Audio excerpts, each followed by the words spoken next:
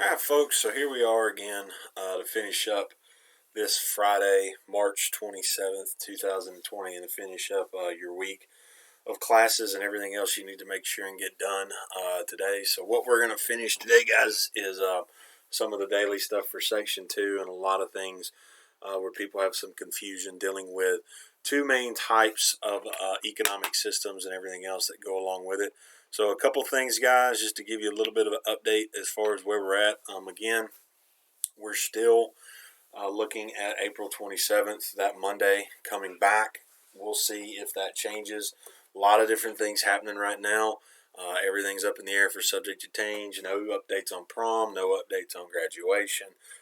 All that stuff has pretty much stayed the same since the last time I talked to you and streamed or whenever you watched this yesterday. All right, so make sure you guys have that without too many issues going along as well. So today, here's the deal. Finishing up Section 2, going through all the different kinds of work you need to make sure and get done and what goes into it. And we basically got to the point yesterday where we talked about the first ism here in an economy, which is how you give people what they want, which is the idea of capitalism. The idea of basically individual freedom and basically individual choice, creating competition, which gives people success in a lot of different ways, shapes, and forms.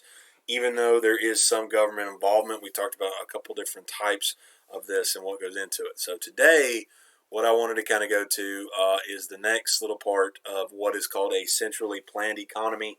This is where an economy is controlled by its government system and what's in place overall with all these different kinds of things. So here's the deal with these types of economies. In the basic area, what you have is you have a government that controls all natural resources, all forms of money, all forms of business, all forms of jobs, and they pretty much do a lot of different things.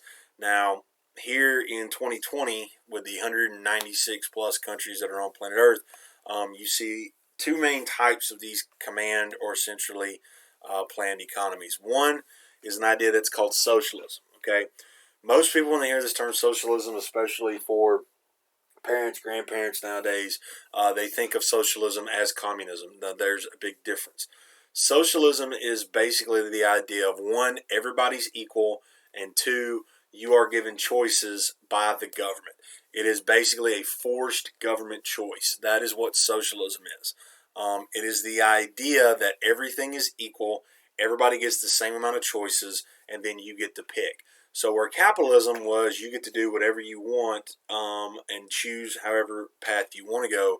Socialism is this idea of, hey, these are the choices laid out by the government. You get to pick one of these choices. It's not where they're telling you exactly what to do. You are given a set of choices by government. So basically they'll say, hey, you've done this. These are your three choices for a job, and you get to pick which job you want. Or these are the places you get to spend your money. You make your choices there. But there is a limited number of choices based on what the government tells you you can choose from. So there is choice, but it is a limited government choice only. Okay, that's the big difference, as opposed to what other people have is communism. Communism is basically this idea of every single thing that goes on in a country is in the hands of the government. Food, jobs, clothing, all of it comes from the government overall. So this is where you don't really get a choice. The government tells you exactly what to do. So this is where you see socialism and communism kind of overlap. People think when they hear the word socialism, which is becoming very popular for a lot of different people, something called democratic socialism, where, again, you have forced choice. Communism is the idea of no choice. You're basically going to be told what to do, and it's another word for kind of a dictatorship, those kind of things, and it's the basic idea of all this. So what is this whole idea in a nutshell? Again, communism basically was born from a person called Karl Marx. It is the idea of class struggle. There's always going to be poor, there's always going to be rich, but communism was designed to create an idea that everybody's equal. There is no class struggle. There is no rich, poor. There's just people. And there's a lot of different things that go along with it. So when you have communism, it's basically you only get what you need, and it's not about you. It is about the society, where everybody works to help everything else. The problem with that, even though it sounds good, is in reality there's been a lot of different things that have kind of gone along with it. So I wanted to kind of show you guys yet again another video. So this is on your eFolio 2.4 here, where it basically jumps into this. So I'm going to kind of break down these things about communism and what goes into it, and then try to explain communism and socialism overall as far as the grand scheme of things that we now have in the planet Earth as we know it, with all the almost 200 countries that are out there. It's often talked about, but rarely understood. Welcome to Watch Mojo's Top 5 Facts. In this installment, we're counting down our picks for the top 5 most revealing facts about communism. This probably won't be anything new to serious students of history, but for the average person, these facts ought to shine a new light onto the so-called Red Devil. Number 5. Its main principles were established by Karl Marx. 19th century philosopher Karl Marx founded Marxism, a socio-economic system in which class and state are abolished. Its tenets were outlined in the Communist Manifesto, a pamphlet co-written by Marx and Friedrich Engels, that detailed the steps the nation would have to take in order to become self-sustaining. In the 160-plus years since its publication, Marxism has given way to communism and socialism, which are the main political implementations of the Marxist philosophy. So this idea of Marxism, guys, means getting rid of all classes. There is no rich, poor. There is no top, middle, bottom. There's just people. And then it's the idea of getting rid of all forms of government. So what you're going to hear about, and talks about, this is how those ideas were put into politics. Basically, the idea of Marxism is going to be created using government and people to create communism and socialism. Because they are governing systems, the original ideas of Marxism have been tweaked to fit their respective agendas, which is counterintuitive since true Marxism is the absence of government. Due to this mistreatment of ideals, communism has mutated into a brutal dictatorship, while socialism is considered communism's easygoing cousin. So it talks about, if you were to have true Marxism, we wouldn't have any government. So this is kind of, like I said, working against itself. And it talks about communism is seen as the hardcore totalitarian dictatorship where somebody's telling everybody what to do. And then you have socialism, which is seen, like it said here, as its lighter cousin, where you do get choice, like I said earlier, but the choice is limited based on government. Tuition is free in many of those countries. Excellent. They have excellent child care, strong retirement benefits. They're often very strongly pro-environment, taking on climate change. It's still considered troublesome by many, but with more safeguards and individual rights. I guarantee you, these people have never been to a socialist country. I've been to a socialist country. Right. Fine. We're right. Number 4. The Cold War was a result of capitalism and communism clashing. The US and the USSR were allies in World War II. They worked together to take down Hitler, end the Holocaust, and bring temporary peace to Earth. Because Germany, Italy, and Japan were defeated and the majority of Eurasia was in ruins, America and the Soviet Union became the world's superpowers, responsible for cleaning up the residual mess and restoring order to the displaced countries. They shared custody of the remaining war-torn nations, but because of their government's conflicting ideologies, locked horns on how they were to be run.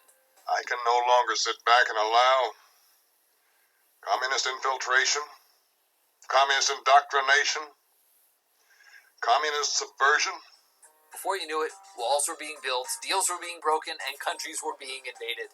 From Stettin in the Baltic to Trieste in the Adriatic, an iron curtain has descended across the continent. By the late 40s, the two were sworn enemies, and the promise of mutually assured destruction resulted in nearly 50 years of tension. But now they're totally besties. America loves Vladimir Putin. Number 3. So what you had here, guys, is the Cold War was the facing off of communism versus capitalism. This is the idea where a lot of people don't like the idea of communism or socialism being talked about, because with capitalism, it's all about the individual, self-promotion, that kind of stuff. Communism was about, like, Russia, the Soviet Union, making their whole government take over places and telling people what to do, enforcing them with all this stuff. And in the middle, there was socialism, where you had some governments didn't go the full communist route, but they basically restricted choice, gave choices, but restricted choice and freedom. So it had to deal with a lot of the freedom issues and things like that. And in the United States, we had what this next thing's going to talk about in the video called the Red Scare, where communism was gaining popularity by a lot of folks, and people got really nervous because they thought Russia was invading the U.S. with communism. The Red Scare turned artists into enemies. It is necessary to investigate before legislating, but the line between investigating and persecuting is a very fine one, and the junior senator from Wisconsin has stepped over it repeatedly. Communism is anti-capitalist. The sort of consumeristic bliss that America started vibing on after World War II was completely incompatible with the weird egalitarian austerity that Soviet Russia was rocking. And so communism was vilified in American political discourse. Enter Senator Joe McCarthy, who in the 40s and 50s manned a witch hunt to find and punish American citizens who were considered pro-communist. Certainly he can present a bill for such services.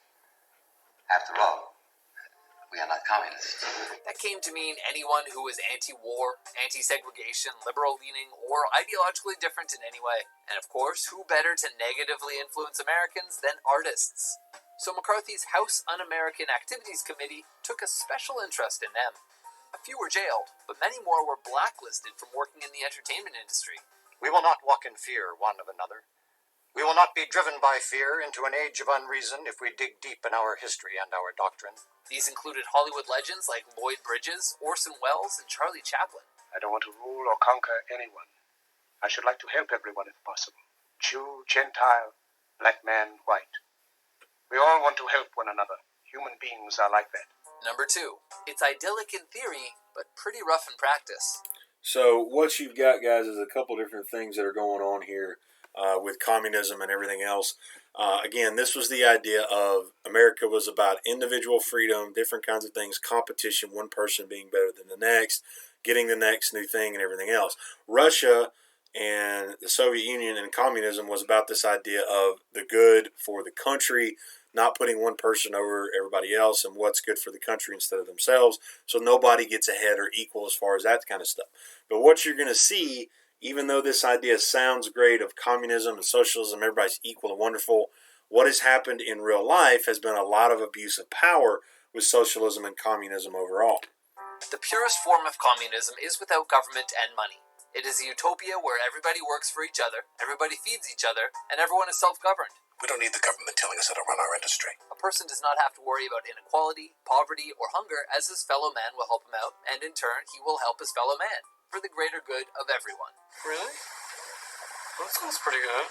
However, so it's basically, guys, again, if you're looking at a truly communist country, as it was written down and as it was designed to be, there is no government, all right? There is no regulation or anything else. People are living in a country that help other people. That's all you're designed to do. You're not trying to worry about yourself. You're trying to worry about other folks, and everybody's going to help everyone else. The problem with that is, as you're going to see, it gets manipulated and people get in power with this idea of, hey, we're all going to help each other. And then once people get into power, they basically force other people into doing things that they don't want to do. However, no country has ever succeeded in pulling this off. Possibly because humans are inherently selfish and greedy. Greed, for lack of a better word, is good. Greed is right. Greed works. Instead, the world has had mostly tyrannical regimes under the guise of communism. Regimes where, despite whatever positive things may have come with them, hundreds of millions of civilians starved, were worked to death in labor camps, and were systematically executed in great purges carried out, ironically, for the greater good. Number 1. Communism helped and hurt the civil rights movement in America. In theory, communism believes in racial equality. As such, the Communist Party was significant in defending and promoting civil rights for African Americans, lobbying for desegregation, unionized workers, and voting rights. Many African Americans joined the Communist Party. In fact, in the 1940s, one black communist, Benjamin J. Davis Jr., was elected to New York City Council before being ousted and jailed for being a communist. The association with communism eventually hurt the civil rights movement, though. There was a time during the Cold War when anyone who spoke of equality, whether communist-affiliated or not, was deemed anti-American. Everyone's right. It's America. We just can't do it at that unreasonable expense of others. Because then it becomes un-American. Some historians speculate if the Cold War had never happened, and the word equality hadn't gotten such a bum rap, civil rights would have been granted a lot earlier. We hold these truths to be self-evident, that all men are created equal. So again, guys, this is the main deal you can understand with this. During the civil rights movement, it was about equality for everything else. Communism and socialism is this idea of everything's supposed to be equal, including race, creed, color, gender. It doesn't matter. But because it was associated with Russia and everything else, it was seen as a negative thing, and still is seen as negative by a lot of different people for a lot of different reasons, because every time it's been used in real life, it has been abused and everything else that goes along with it. So why do people, again, not like this idea of socialism and communism and everything else, even though everybody's like, hey, it promotes the good of society, equality, everything else, because of how it's basically promoted and everything else. And the main reason why people don't like this idea of communism and socialism is it doesn't reward anybody else for extra work or anything like that. Because in communism and socialism, everything's equal. It doesn't matter what job you do or everything else. Everybody gets the same amount of money doing the same thing at the same time. So it's a really big issue that a lot of people have. And then the other reason it's seen as a lot of different ideas, or at least seen as a bad idea by most people, is because every time it's been used, it's been abused, it's been kind of manipulated and morphed and mutated into something completely different than what it was supposed to be. So again, if you go back and look at this, socialism is this idea of everybody's equal. Everybody's supposed to be equal pay. Everybody gets the same stuff. But how do you force that equality? It's government literally giving you a set of choices. We have socialism here in the United States in different ways, shapes, and forms where other people pay for what other people do. Things like Social Security, food stamps, Medicare, that kind of thing are considered socialist. Why? Because other people are paying to keep people equal and even with money. All right, a lot of different things go along with that. Communism is this idea of people are forced into equality and they are forced into keeping everything equal. Nobody can get ahead because everything's supposed to be equal on this, and you have no right, no choice. You don't get the individual freedom. The government forces equality down people's throat, and usually with most of the time you see this, even though it's supposed to force equality, in reality and in practice, what happens is people abuse that situation, that circumstance. So this is where you see a lot of different changes. And again, it boils down to two things: how much freedom you have and how much government is involved with this. With communism, it's all government all the time. The freedom is ridiculously non-existent. Socialism is you have some freedom and choice, but those choices are given by the government.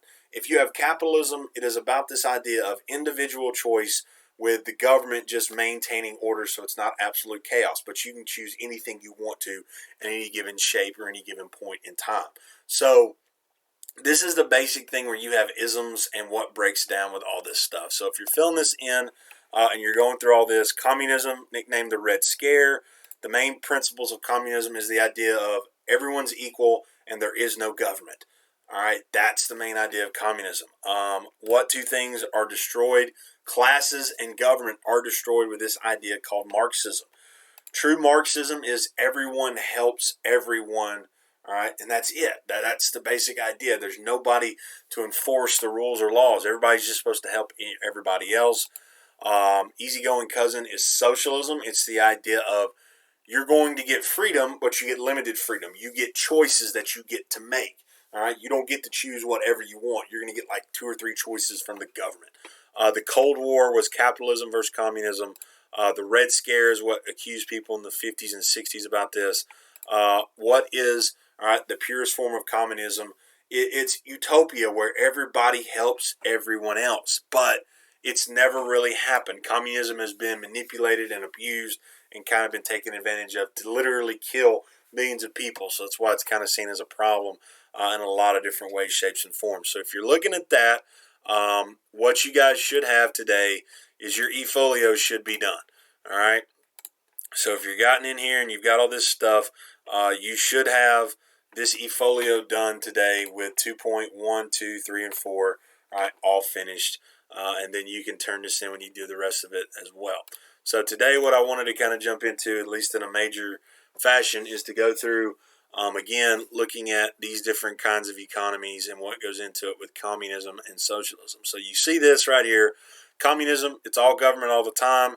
Socialism, basic stuff that's owned by the government. The rest is up to individual choice. So like food, water, shelter, all controlled by the government. So if you're looking at that, and we've already gone through all this. So like right here, if you're breaking these down into multiple choice questions, and I'm going to help you guys out, like I said, with some of these today so you can kind of see this. What is another term for a command economy? All right, that is a centrally planned economy as well, to kind of go through all that without too many issues there. So number one right there should be B. This is on page 11, which allows no private ownership of property. If you're looking at all that, again, it's what has complete control with all government. All right. Who wrote an economic study called Capital? This is Adam Smith. This is the guy who ended up creating capitalism as we know it in its modern day form. So right there you have an answer would be C. Which of the following is an advantage of a command economy? All right. So if you're breaking this down, command is all about government. Decisions are well guided, not always. The economy attempts to provide for everyone. The economy is rarely short of needed goods. Economic decisions do not cause much suffering. The answer there is B. With a command economy, it is the government's job to try to help everybody, even though that doesn't always work out in practice. Which of the following nations has a command economy right now? Russia, Japan, Indonesia, North Korea. North Korea is that answer. Russia claims to be a socialist country right now. All right, not the Soviet Union. If you're reading about all that, people kind of get that confused. The true communist country that is still out there, or a command economy, is North Korea. The next one, breaking down some vocabulary terms as far as looking at all this. When you're kind of going back and forth and looking at 1, 2, 3, and 4, all right, with all these different kinds of things. So what you have here, guys, as far as all this, and you're breaking it down, let's just do 8 and 10. It looks at capitalism and competition. The idea of capitalism, guys, is when you have this and businesses are fighting over households. That is where competition goes. Competition goes up here, okay? So you guys can see that and kind of up here at the top. And then the definition of capitalism, again, is competition driving everything else that you guys see right now in the United States and other capitalist countries. So you could put capitalism down here at the bottom for number 10, and then you can fill in the rest of those vocabulary words from there. You should only have 3 to go on that one. All right, and then this one, it basically deals with this idea of capitalism, again, in the circular flow and what goes into it. So when you buy goods and services, it gives to the people, it gives back to the businesses and everything else. What does the government take? Taxes. All right, taxes. That's the biggest thing there. How is the government similar to households? The government is similar to households because it depends on business. The government needs business to be up and running. Okay, just a couple things you guys can see there. Some vocabulary terms, the place where people sell goods and services, that is what's called a product market. All right, so if you're trying to break all this stuff down and go into it, you have a place called a product market where things are sold. Whenever two people sell, I believe they're getting up and what they're giving up. All right, so when they're giving up things and looking at all this stuff, they are looking at voluntary exchange. And then it goes down the economic system that is based on private ownership of the factories of production. This is called capitalism. All right.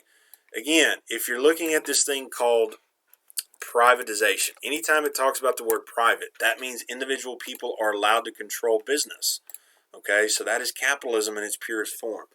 So that's where you kind of go this. The place where people sell labor, capital, again, that is, that is where you have the factor market, okay, where people sell land, labor, and capital. The financial gain that a seller makes from a business transaction, guys, that is what's known as profit. Anytime you make money when you sell something, that is profit, profit, profit. The idea that people who purchase have ultimate control over what gets produced, and then it says they are free to buy what they want and do not have to give up anything, is the idea of consumer sovereignty. Okay, it is the idea of consumer sovereignty overall. So it goes into this idea. If I could spell, that would help y'all out. and what goes into it as well. Let's get that so you guys can read it. So this is the idea of every person has the major choice of what they can and cannot do. All right, and then the next one, kind of breaking this down, specialization is the idea of you only focus on one thing. Profit, competition, laissez-faire. All right, again, this is the idea of leave things alone, and you basically don't want any kind of involvement with government whatsoever. That's number one right there. All right, breaking all those things down and kind of going through it. Okay, and then the last couple of ones here, guys, when it breaks down the different types of economies and what goes into it. Okay, life in a mixed economy, that would be what we call globalization or privatize. Types of mixed economies, again, that's global economy. All right, that's what you put right here. Okay, we have what is called a global economy here in the United States. Then on number 4, the trend, privatization.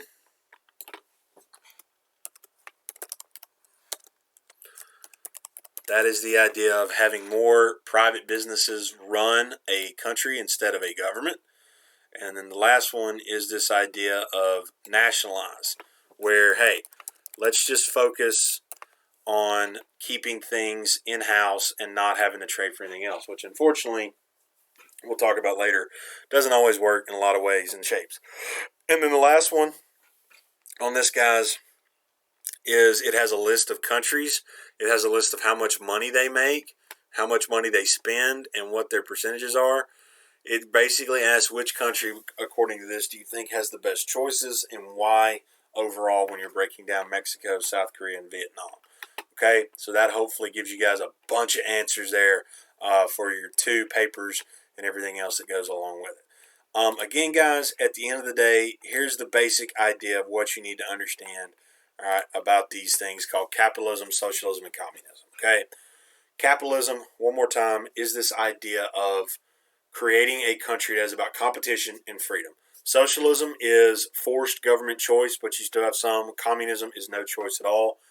This is basically the idea of how does government play a factor in people's regular daily life and what do they get involved with. All right. So that's the main thing. How do people get what they want? Is it the government's job or is it up to themselves and private businesses to do that? So today, guys, you should be done with your eFolio 2, finishing up your paper packet. Remember, I did give you an answer doc right here. So if you guys wanted to kind of go through and answer these questions without having to write them out, or you didn't want to go to the schoolhouse, you can in this Google Doc. Make sure you fill in all the numbers over here to the right-hand side, and you should be good to go on that. Or you can finish up the review. All right, that'll be due on Monday. I'll go over the review and everything else again. So that's where we're at. We finished the eFolio today during this little video. It's been probably the longest one yet. And then make sure you're doing the paper packet. I gave you an answer document online to make things easier. All right. We'll talk more on Monday, guys. Finish up Section 2. You will have Section 3 stuff to finish before spring break, which starts April 3rd. Next week will be a 4-day week, Monday through Thursday. All right, you'll be expected to finish things up Thursday before, all right, we go on break April 3rd through April 10th. And then we'll be back the following Monday, April 13th. All right, so I hope this finds you well. Talk to you guys on Monday. Make sure you guys are staying on top of everything.